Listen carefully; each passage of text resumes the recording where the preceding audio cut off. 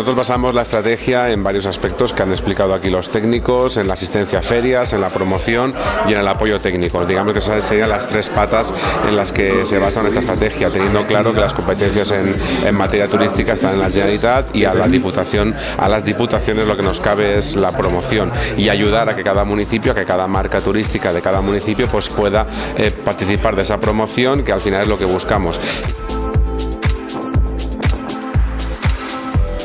Tenemos de todo, vino, manzana, aceite, trufa,